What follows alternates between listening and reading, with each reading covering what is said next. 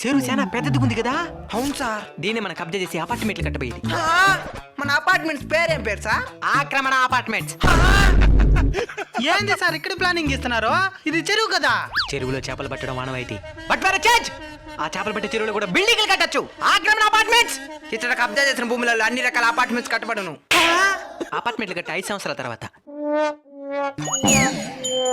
Sir మీరా చెరువులో ఏం చేస్తున్నారు సార్? చెరువులో ఎవరు ఉండేదే?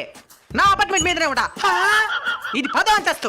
అంటే మిగిలిన అంతస్తులు నేలల్లో ఉన్నాయి.